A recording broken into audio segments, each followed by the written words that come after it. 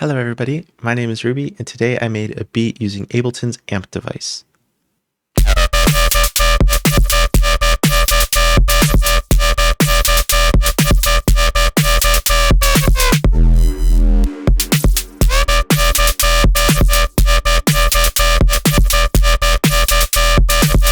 So today we're going to be talking about Ableton's amp device and some creative or mixing related ways that you can use it.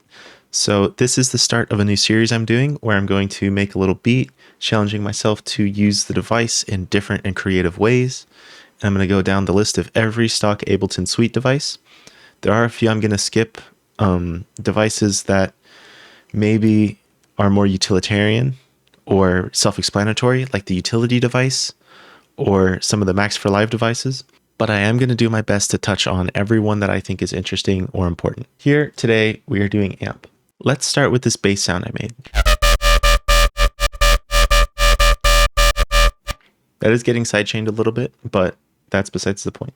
So I used amp here as an extreme distortion, almost similar to sine compression, because I started with an operator patch that has a pitch mod going down and then an MPE pitch drop at the end here. And so all that's doing is it's just pushing different harmonics into an erosion, which I think pairs really nicely with amp because it creates a super fuzzy sound. And then we're saturating it a bunch just to thicken up the low end a bit. And then of course the amp, which is doing all of the heavy lifting here. You can hear it adds so much like crunch and high end texture to it, and the erosion helps with this a lot.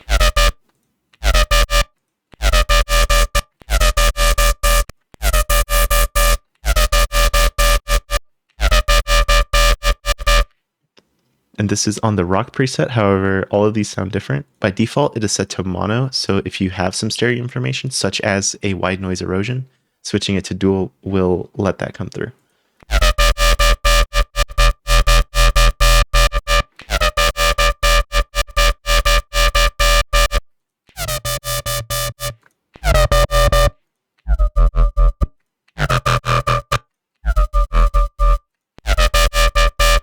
So some of these other presets sound a little bit weak, but they still have a different and unique texture to them. So they may work better for layering a sound above others. I like this rock preset because it keeps the bass nice and strong while still adding the texture I want everywhere else. Now, I would be careful doing this in parallel.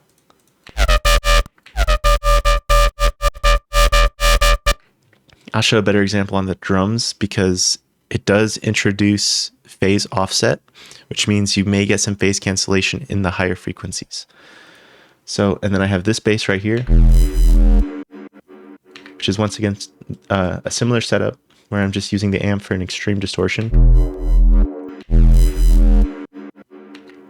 Almost like what you'd use OTT for, right? But this is still just, you know, a sine wave with a harmonic and then another sine wave being modulated together. Oops. That's all that is.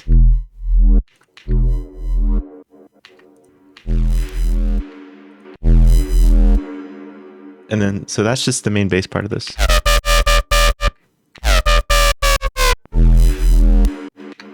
Cool. When using the amp for distortion, because it is designed for guitars, it tends to exaggerate a lot of frequencies. So if you're using synthesized sounds or already processed samples, you may want to use an EQ or something to tame those. So here on the drum rack, you can see I have these mostly turned down, and if I switch to some of the others, it's going to really like blow out those hi-hats.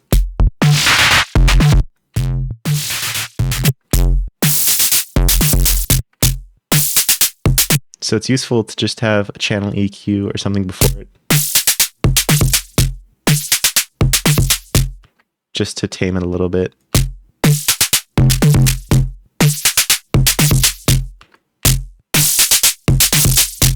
And this presence knob here is also going to do a lot of that high-end exaggeration, which makes sense when you think about what the amp was designed for, because guitars typically, especially electric guitars when you're playing those like crunchy metal riffs. It's a lot of lower mids, and so the amp's job is to distort it so hard that it pushes a bunch of high frequencies out of it, right?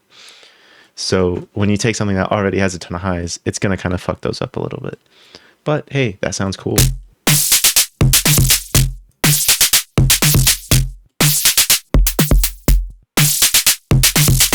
And yeah, like I was talking about earlier, you maybe don't want to mix this in parallel, because if I turn this down and then let a dry chain through,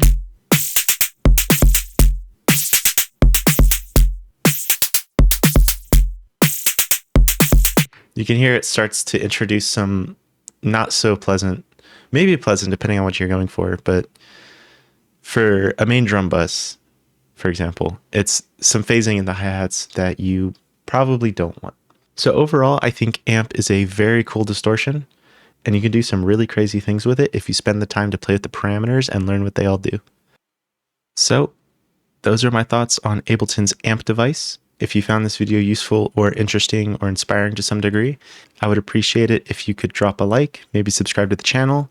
And I just released a bass music mixtape under the name Arlie Moore, and I would really appreciate it if you could go check out some of the songs on that. Thank you. See you next time.